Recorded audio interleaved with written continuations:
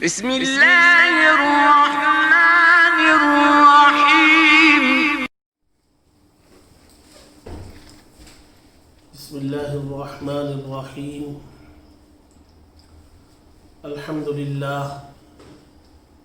الحمد لله وكفى وسلام على عباده الذين اصطفى. أما بعد فقد قال الله تبارك وتعالى في كلامه المجيد: أعوذ بالله من الشيطان الرجيم. بسم الله الرحمن الرحيم.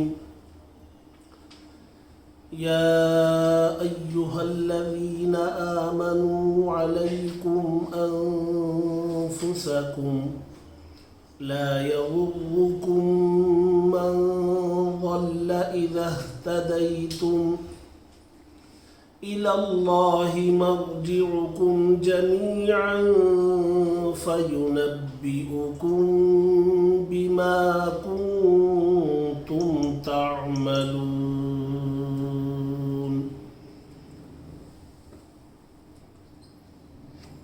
وعن حذيفة رضي الله تعالى عنه قال: قال رسول الله صلى الله عليه وسلم: من اقتراب الساعة 72 خصلة إلى آخر الحديث، أو كما قال عليه الصلاة والسلام. صدق الله العلي العظيم وصدق رسوله النبي الكريم، ونحن على ذلك من الشاهدين والشاكرين، والحمد لله رب العالمين.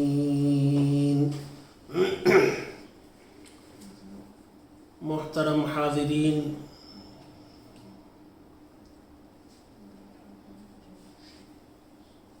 اس وقت ہمارے اپنے شہر بنگلور، صوبہ کرناٹک کی دارالحکومت بنگلور شہر میں موجود ایک مشہور و معروف تعلیم گاہ، درسگاہ، جس کے مختلف شعبے ہیں: BET انسٹیٹیوشنز، اس کے دفتر میں موجود ہوں، اور یہاں کالج کی انتظامیہ نے، اسٹاف نے یہاں سے ایک پروگرام کا انعقاد کیا ہے. موجودہ حالات اور ہماری ذمہ داریوں پر مشتمل عنوان منتخب کیا گیا ہے، اور اس پر مجھے کچھ کہنے کا حکم ملا ہے. حاضر ہوں. چند اہم باتیں اس موقع پر آپ سب حضرات کے سامنے ذکر کرنا چاہوں گا. دعا فرمائے اللہ تبارک و تعالی قوم اور ملت کے حق میں جو باتیں مفید ہوں وہ اس وقت اللہ تبارک و تعالی میری زبان سے جاری فرمائے، اور ہم سب کو اس پر عمل کی توفیق عطا فرمائے. حالات اس وقت اپنے ملک کے ہوں یا پوری دنیا کے ہوں، وہ ہم سب کے سامنے ہیں. چند ماہ پہلے مختلف ممالک کو، مختلف سربراہان کو یہ دعویٰ تھا کہ وہ دنیا کی سپر پاور طاقت ہیں، ان کے پاس اسباب اور وسائل کی بہتات ہے، اور وہ پوری دنیا پر راج کر سکتے ہیں. دنیا کے کسی بھی خطے پر وہ کوئی بھی فیصلہ لے سکتے ہیں. ایسا ان کا دعویٰ تھا، وہ یہ سمجھ رہے تھے، اور ظاہری اسباب کی موجودگی میں ان کا یہ سمجھنا ان اسباب کی بنیاد پر تھا، چونکہ دنیا کے بہت سارے مذاہب کے ماننے والوں کا یقین اسباب پر بنا ہے، ان کے سامنے اسباب ہی سب کچھ ہے، وہ اسباب کی بنیاد پر فیصلے لیتے ہیں۔ روئے زمین پر مذہب اسلام ہی ایک ایسا مذہب ہے جو اسباب پر سے نظر ہٹا کر مسبب الاسباب پر یقین جمانے کی تعلیم دیتا ہے۔ مذہب اسلام اپنے ماننے والوں کا یقین خدا کی ذات پر بناتا ہے، اور یہ یقین دیتا ہے کہ کرنے والی ذات اللہ کی ہے، وہ جو چاہتے ہیں وہ کرتے ہیں، وہ جب چاہتے ہیں وہ کرتے ہیں، اور ان کی طاقت کے سامنے کسی کی کوئی طاقت نہیں۔ ساری دنیا، ساری طاقتیں ہیچ ہیں۔ مذہب اسلام کے ماننے والوں کی تربیت اسی عقیدے پر، اسی یقین پر کی جاتی ہے۔ لہذا آج بھی اہل ایمان کا یقین اور عقیدہ خدا کی ذات پر ہے، اور جتنا یقین خدا کی ذات پر مضبوط ہوگا اتنا انسان دنیا میں سکون، اطمینان کے ساتھ زندگی گزارے گا۔ موت کے منہ پر کھڑا ہو اور موت آنکھوں کے سامنے نظر آ رہی ہو، ایک مومن کا یقین ہوتا ہے کہ یہ اسباب تو نظر آ رہے ہیں موت کے، لیکن جب تک میرا خدا نہ چاہے کہ موت طاری ہو میرے اوپر، موت نہیں آئے گی، چاہے وہ اسباب کتنے ہی قوی اور مضبوط ہو۔ آج اللہ تبارک و تعالی نے دنیا کی ان طاقتوں کو، ان سربراہان کو یہ بتلا دیا کہ تمہارا جو یقین اسباب پر تھا تم غلط تھے، اور تمہارے اسباب آج ناکارہ ہو گئے، آج تم لاچار ہو، مجبور و محض ہو، تم نے اپنے ہاتھ اوپر کر لیے، زبان سے اقرار کر لیا کہ یہ ہمارے بس کی چیز نہیں ہے۔ یہ تم نے آج اقرار کیا، ہمیں تو ہمارے پیدا ہوتے ہی جب ہم نے عقل و شعور اور آگہی کی میدان میں ہم نے قدم رکھا تو ہمیں اول وہلہ میں یہی یقین دلایا گیا کہ سب کچھ اللہ کی ذات ہے، بلکہ ہمارا جو مذہب اسلام کی بنیاد ہے کلمہ، وہ لا الہ الا اللہ، اللہ کے سوا کوئی معبود نہیں۔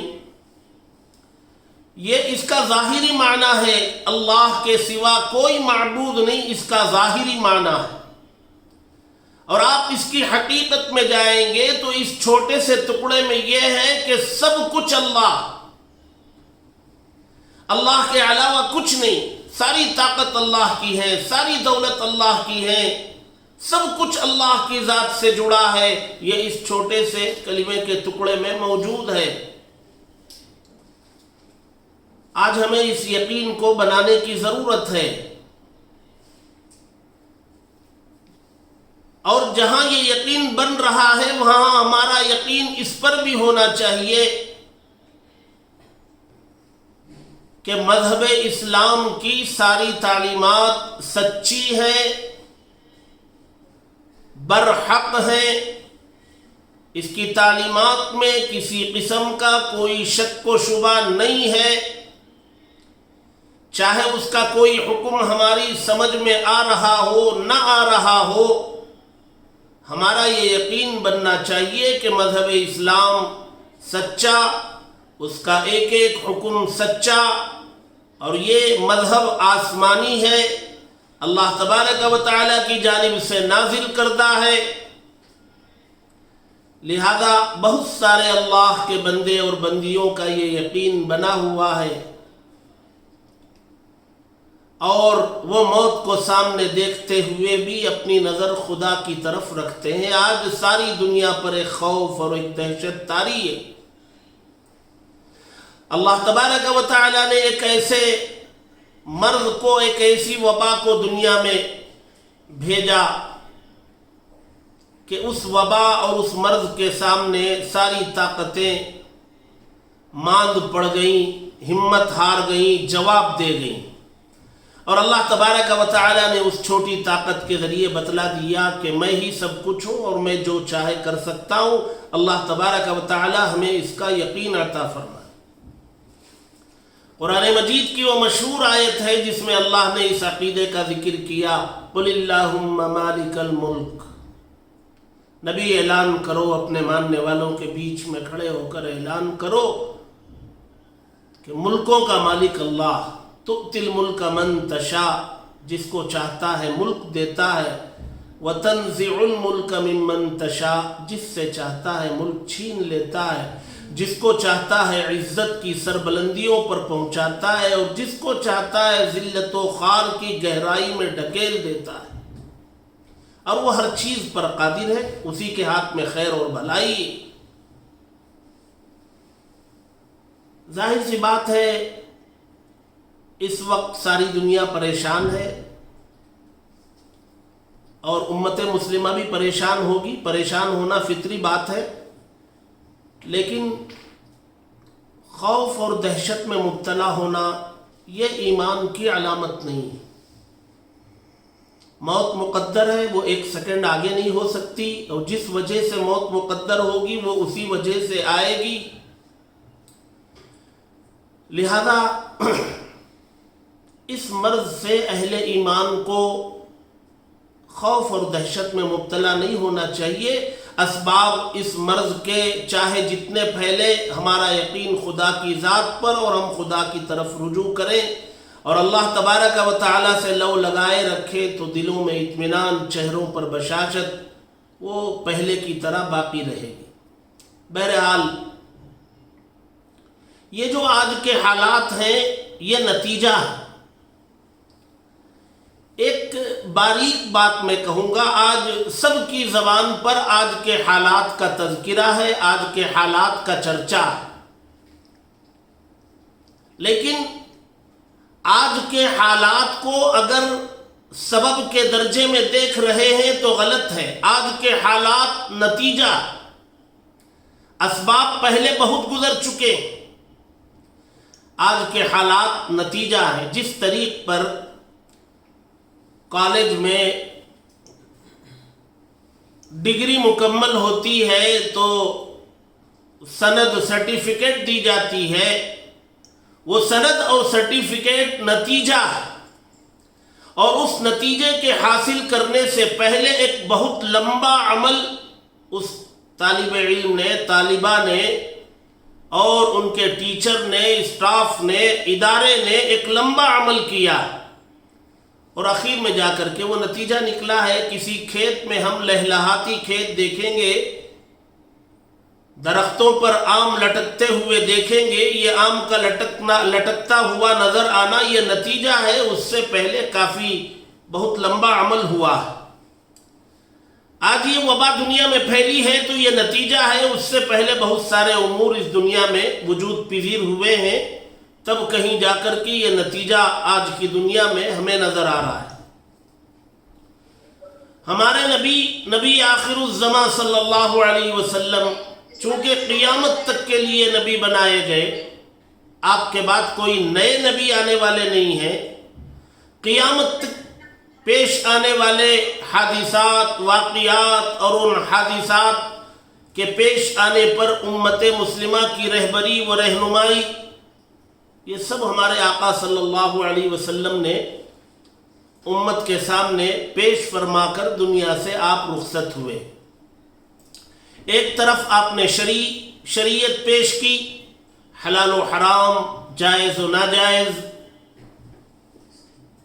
سنت، کامیابی کا راستہ، ایک طرف تو آپ نے شریعت پیش کی، اور ایک طرف آپ صلی اللہ علیہ وسلم نے قیامت کے قائم ہونے تک دنیا میں پیش آنے والے اہم حادثات کا ذکر فرمایا، پیشین گوئیاں فرمائی۔ میں ایک حدیث کا ابتدائی حصہ میں نے پڑھا۔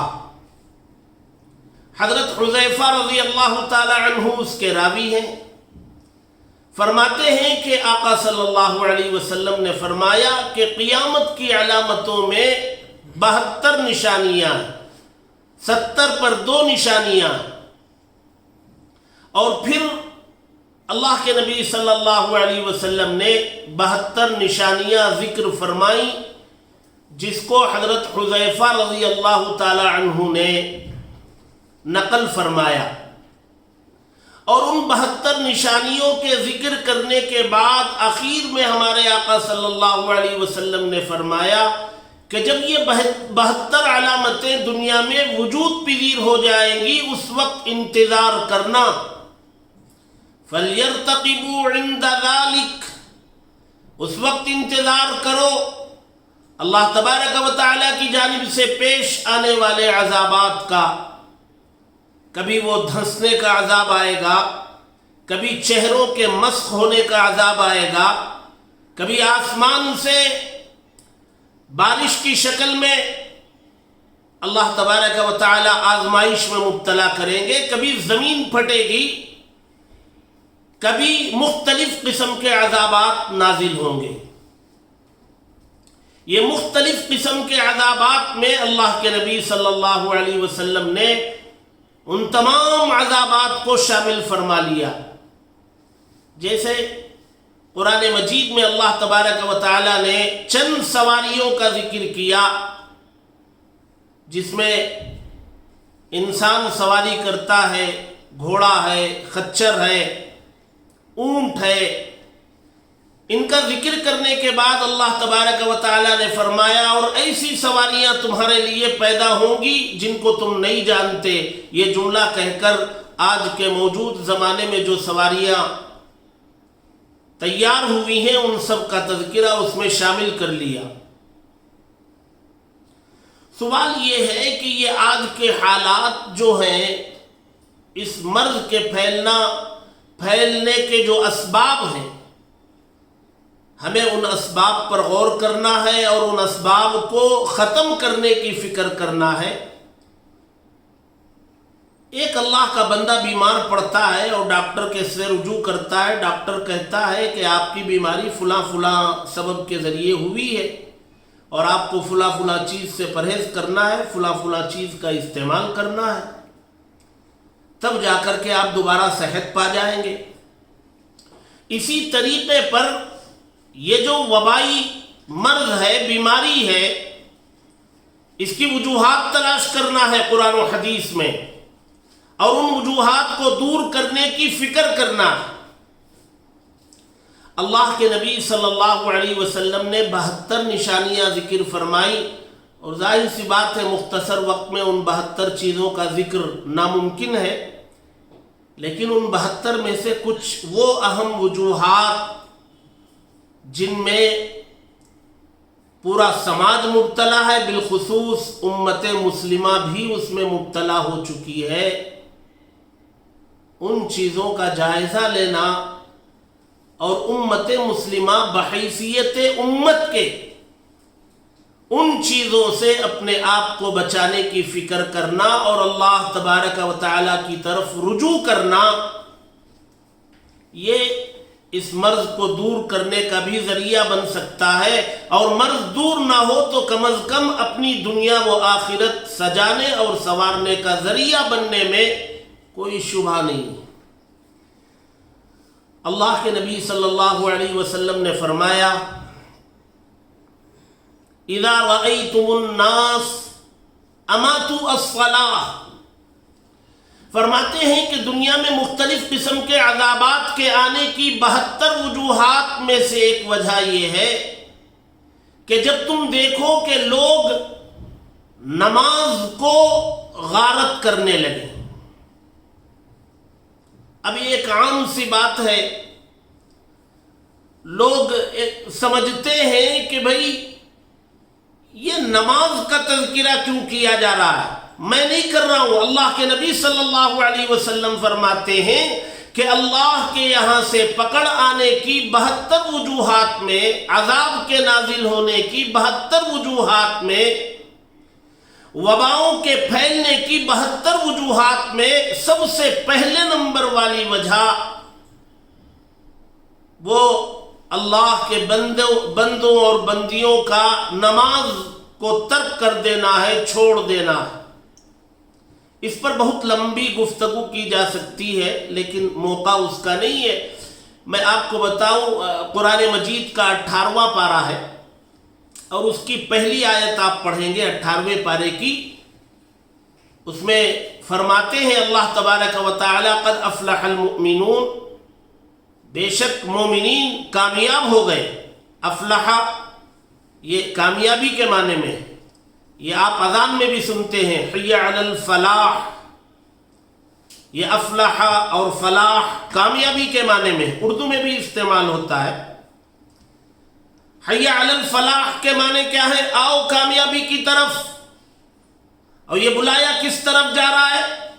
نماز کی طرف بلایا جا رہا ہے، اور نماز کو کامیابی قرار دے رہے ہیں اذان میں. حی علی الفلاح، آؤ کامیابی کی طرف. کون سی کامیابی؟ اگر میں سوال کروں کہ بھئی کون سی کامیابی کی طرف بلایا جا رہا ہے تو شریعت کہتی ہے کہ آپ کون سی کامیابی چاہتے ہیں؟ دنیا کی، آخرت کی، صحت کی، کاروبار کی، عمر میں اضافے کی، اولاد کے نیک اور صالح بننے کی، گھروں میں برکات کے نزول کی. آپ کون سی کامیابی چاہتے ہیں؟ اللہ نے تو یہاں کامیابی متعین نہیں کی کہ صرف فلاں کامیابی ملے گی، یہ تو نہیں کہا. اللہ تبارک و تعالی تو بلا رہے کہ بھی تم مطلق کامیابی کی طرف آؤ. تم جو کامیابی چاہو وہ ملے گی، وہ اسی نماز میں ملے گی.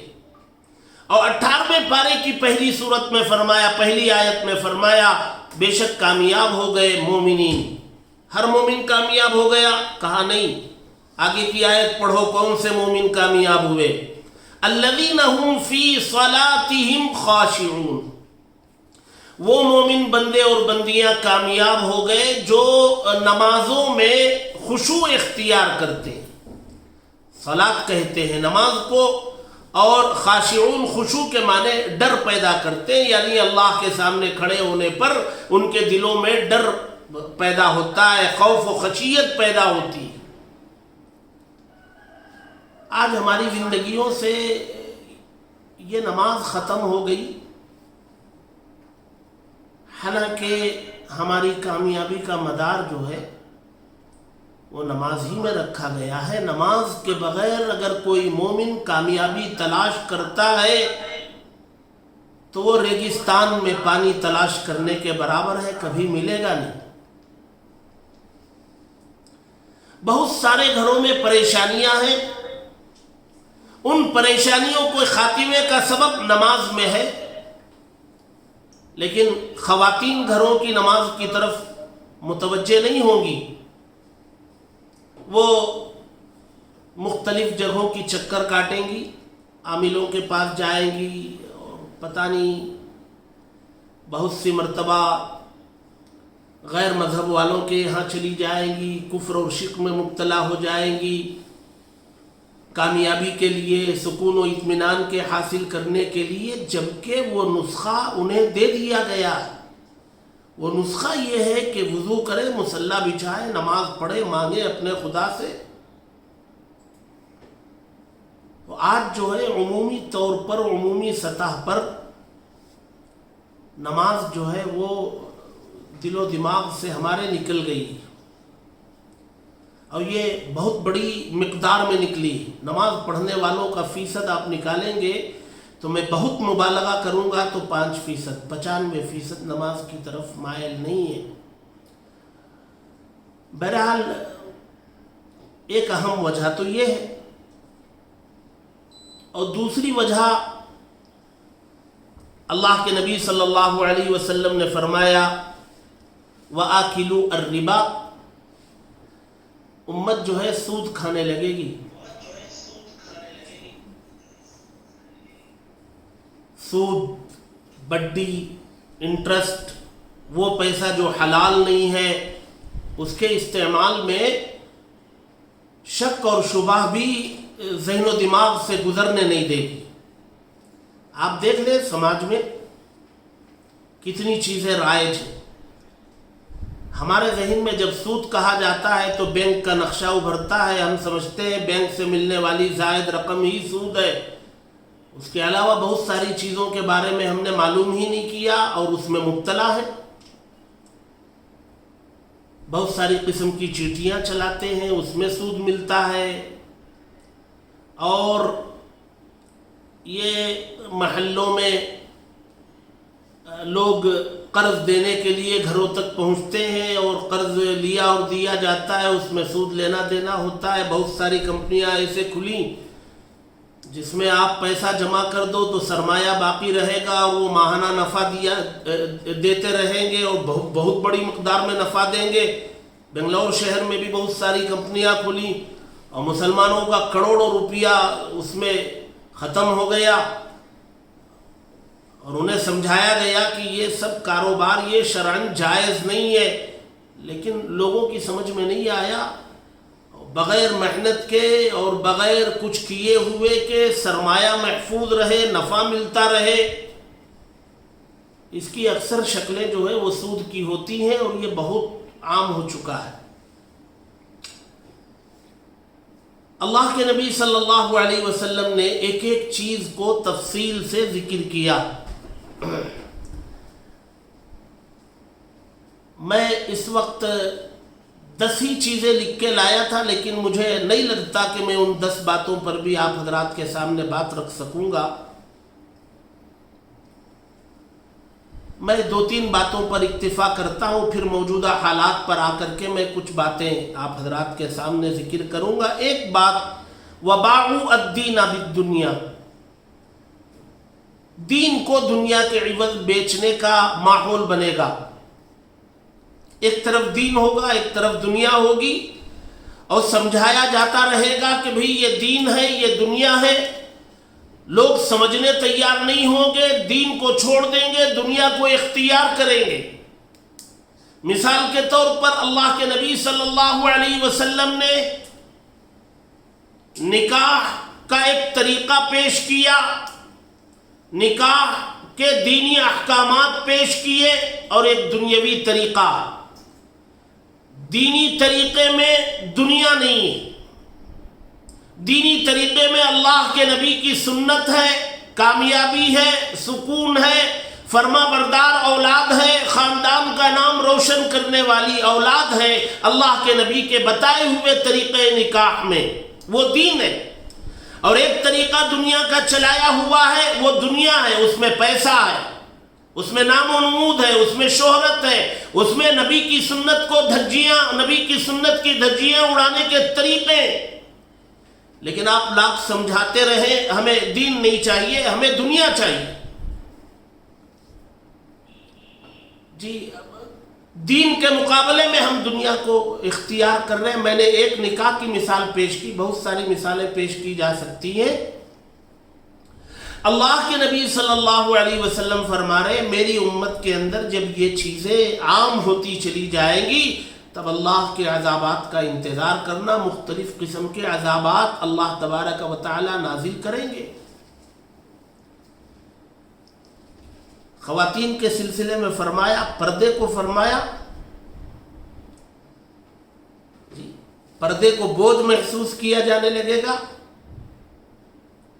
اور بے پردگی کو فیشن اور فن سمجھا جانے لگے گا.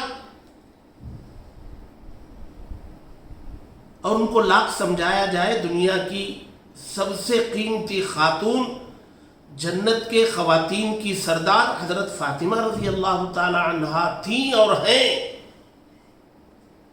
دنیا کی کوئی خاتون ان کے پیروں کے دھول کو بھی نہیں پہنچ سکتی. اور کبھی زندگی میں حضرت فاطمہ کے وجود پر، نہ زندگی میں نہ ان کی موت کے بعد، کسی اجنبی کی نظر ان کے جسم پر کبھی نہیں پڑی، کسی عضو پر نہیں پڑی. یہ تو دین ہے اور ایک دنیا. سوال یہ ہے کہ جب ہم دین کو اپنانا نہیں چاہیں گے, دین پر عمل نہیں کرنا چاہیں گے, خدا کی نہیں مانیں گے, تو پھر خدا سے شکایت کرنے کا حق ہمیں کہاں سے مل رہا ہے؟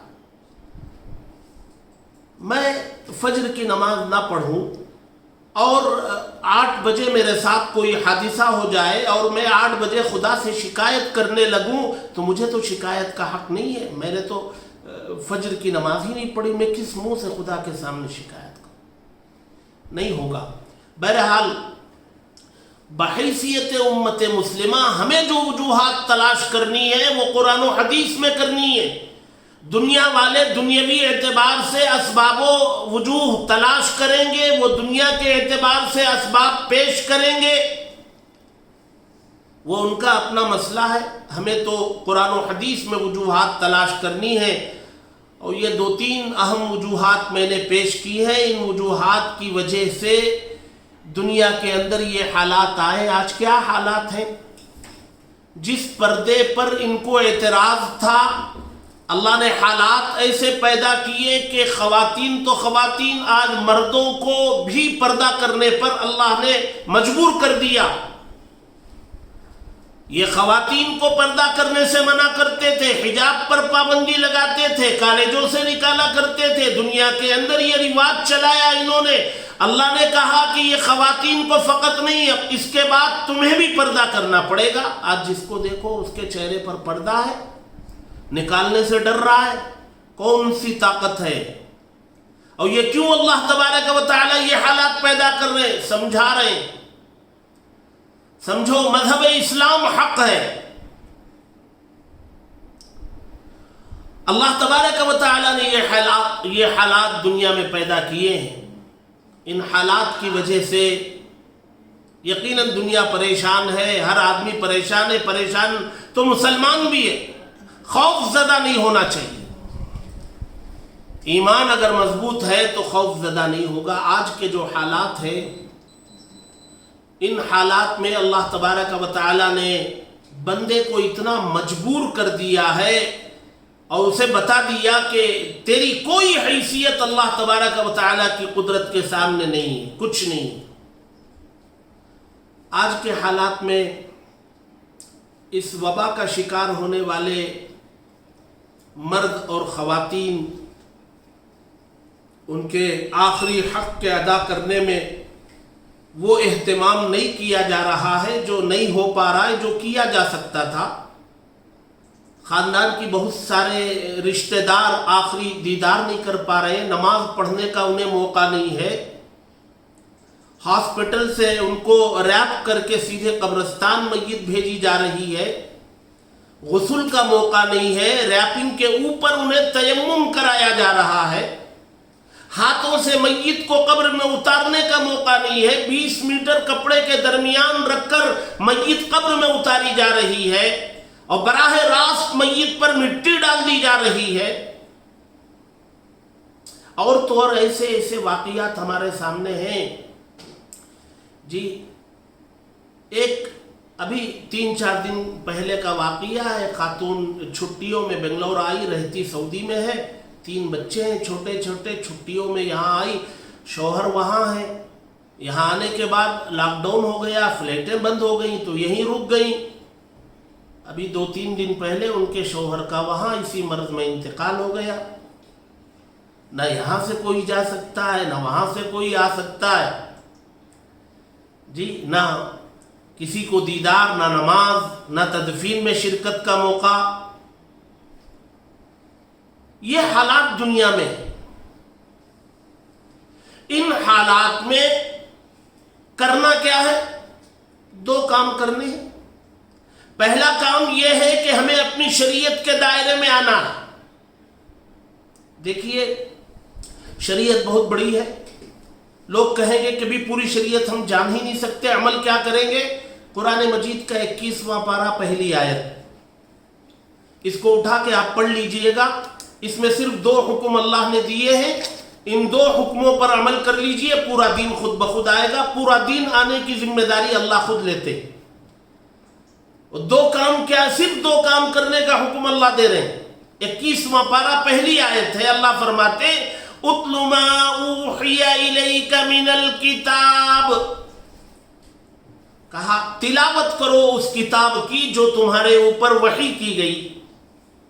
कुरान मजीद की तिलावत करना पहला काम है जो हमारी जिंदगी में खत्म हो गया है ही नहीं।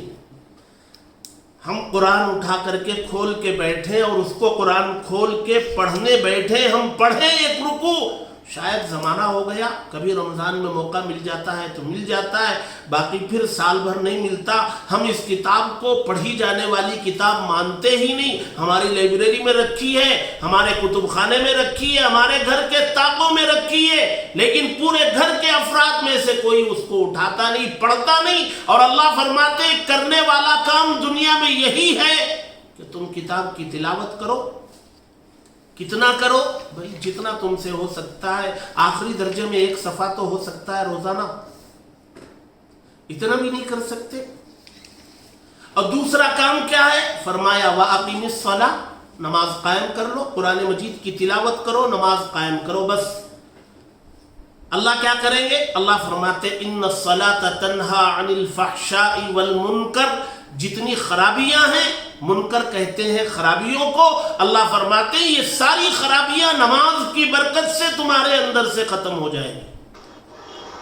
अब सारी खराबियां खत्म हो जाने का वादा अल्लाह तबारक व तआला फरमा रहे। उन खराबियों में बीमारी है, बेबरकती है, वबा है, पता नहीं और क्या क्या है, वो सब खत्म होगी। दो ही काम करने हैं। काश आज के इस हमारी मुलाकात में अगर सुनने वालों के अंदर यही दो चीज़ें पैदा हो जाए कि वे रोज़ाना हम एक सफ़ा पढ़ने वाले बन जाए कुरान, और नमाज वक्त पर पढ़ने वाले बन जाए, तो सारे दीन पर अमल करना आसान हो जाएगा। खुद ब खुद दीन पर अमल करने का जज्बा पैदा होता हुआ चला जाए। एक काम तो ये करना है। और दूसरा काम क्या करना है? दूसरा काम, ये वबा फैली है और इस वबा से अपने आप को बचाने की फिक्र करना। अल्लाह तबारक व तआला ने दुनिया को सबब के दर्जे में चलाया। आग का काम अल्लाह ने जलाने का रखा, लिहाजा आग में जो जाएगा जलेगा। ऐसा नहीं हो सकता कि कोई अल्लाह का वली आग में जाए जले ना। अल्लाह चाहेंगे तो वो भी हो सकता है कि कोई जाए ना जले, अल्लाह चाहेंगे तो वो भी हो सकता है। वो अल्लाह की कुदरत पर है, अल्लाह उस पर कादिर है। हज़रत इब्राहिम को दहकती हुई आग में डाला गया था और कुरान कहता है कि उनके लिए वो बेहतरीन बाग बना। कुरान में अल्लाह ने बता दिया, लेकिन दुनिया के सबब के दर्जे में चलाया। आग का काम जलाना है, पानी का काम डुबोना है, छुरी का काम काटना है। इस्माइल पर छुरी चली नहीं। मूसा अलैहिस्सलातु वस्सलाम की कौम दरिया में डूबी नहीं। पानी का काम डुबोने का था, पीछे फिरौन को डुबो दिया, लेकिन मूसा को नहीं डुबोया। वही पानी वही दरिया मूसा को डुबोने का काम नहीं करता है, फिरौन को डुबोने का काम करता। अल्लाह बताते पानी में कुछ नहीं, मेरे हुक्म में है। मैं कहूंगा तो वो डुबोएगा, मैं कहूंगा तो नहीं डुबो सकेगा। दुनिया को सबब के दर्जे में चलाया ना। तो बीमारी अगर फैली है, वबा फैली हुई है, तो एहतियात हमें करना है, बचना है। नहीं बचेंगे वबा से मुतासिर होंगे। हमारी एक बड़ी परेशानी ये है कि एक तरफ हम शरीयत पर अमल करने में बहुत पीछे हैं, और दूसरी तरफ हम वबाई अमराज में अपने आप को बचाने की फिक्र में भी पीछे। लापरवाह है, गफलत, इंतहाई लापरवाही। इस वबा से बचने के लिए मसाजिद में नमाजें पढ़ने से रोक दिया गया था 2.5-3 महीने तक। मसाजिदों में नमाजें वही स्टाफ के 4-5 लोग पढ़ रहे थे और किसी को हाजिर होने की इजाजत नहीं थी। अब कुछ शराइत के साथ इजाजत मिली है, लेकिन शराइत अब भी मौजूद है। अब इस वबा में एहतियाती पहलू जितने हैं, उन सारे पहलुओं को इख्तियार करना ये हमारी जिम्मेदारी है। मेरी जान मेरे पास अमानत है, मेरा बदन मेरे पास अमानत है, لہذا اگر میں اپنی جان کو نقصان پہنچاؤں گا یا میرے بدن کے کسی حصے کو میں نقصان پہنچاؤں گا یہ جائز نہیں، حرام ہے۔ میں ہاتھ کی رگوں کو کاٹوں، حرام ہے۔ میں اپنے خون کو بیچوں، حرام۔ کیوں؟ میں اس کا مالک نہیں، میرے پاس یہ خون امانت ہے۔ ہاں، کسی کو ضرورت پر خون مفت میں دوں، جی دان کروں، یہ اس کی اجازت ہے، یہ عبادت ہے۔ دان کرنا عبادت، یعنی کسی کی جان بچانے کے لیے میں اپنا خون دے کر اس کی جان بچاؤں، عبادت۔ میرے گردہ دینے سے کسی کی جان بچ رہی ہے اور میں بھی زندہ رہوں گا، رہ پاؤں گا، ایک گردے میں میں رہ لوں گا، ایک گردہ اسے دے دوں گا، عبادت ہے۔ لیکن گردے کو بیچوں یہ جائز نہیں، میں اس کا مالک ہوں۔ اسی طریقے پر خودکشی حرام۔ خودکشی کیوں حرام ہے؟ بھائی میری جان ہے، میں ختم کر رہا ہوں، حرام کیوں ہے؟ بھائی میری جان نہیں ہے، امانت۔ لہذا خودکشی اسلام میں، شریعت میں حرام ہے۔ اسی طریقے پر بیمار ہو جائے علاج نہ کرنا یہ بدن پر ظلم ہے۔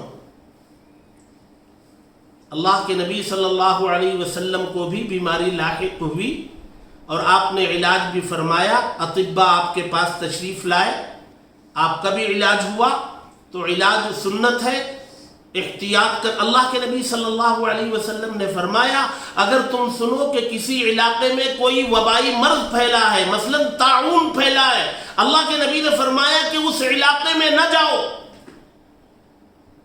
یہ احتیاط نہیں تو اور کیا ہے؟ یہ کون فرما رہے؟ یہ اللہ کے نبی فرما رہے۔